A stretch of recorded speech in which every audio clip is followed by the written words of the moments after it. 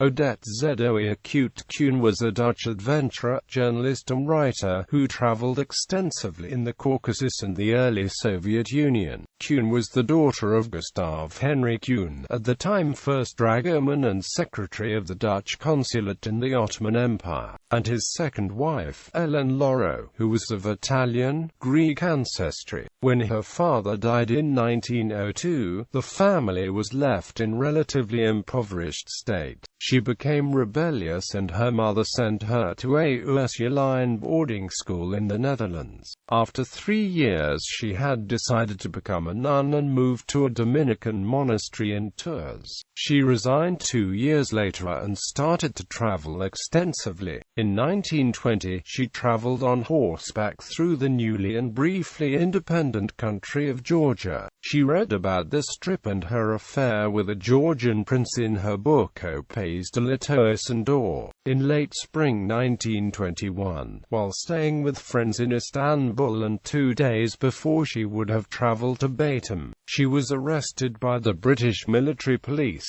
extrajudicially and presumably for her socialist leanings, and was deported to Sebastopol in Russia. For 3 months she endured the abuses of the Cheka, before she was let go to Tbilisi. She read about her arrest and experiences in Russia in Ursuline. Notes d'une femme déportée en Russie par les Anglais. Between 1924 and 1933, Keun was the mistress of H.G.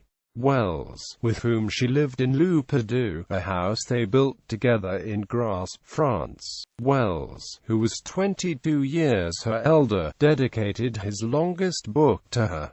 Later she worked as secretary at the Consul General in the United States. In her 1937 book A Foreigner Looks at the TVA, she describes the organization of George W. Norris's Tennessee Valley Authority as the way in which a participatory liberal democracy could embrace modernization, to parry the influence of fascist and communist models of development, while avoiding the perils of statism. Since 1939 Keun lived in England, first in London, from 1941 in Torquay, and eventually in Worthing, West Sussex. In her time, Odette was an established and recognized author, with a long list of publications.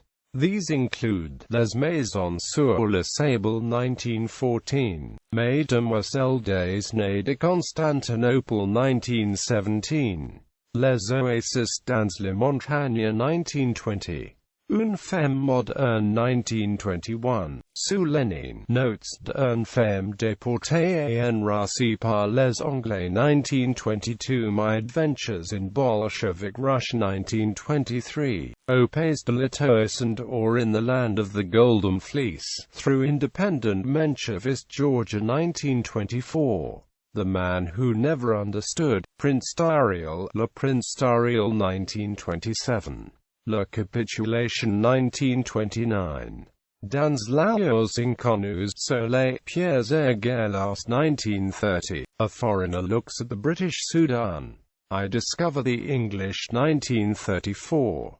Darkness from the North 1935. A Foreigner Looks at the TVA 1937, I Think Aloud in America 1939, and Hell Followed. A European Ally Interprets the War for Ordinary People Like Herself 1942, Trumpet's Brain 1943.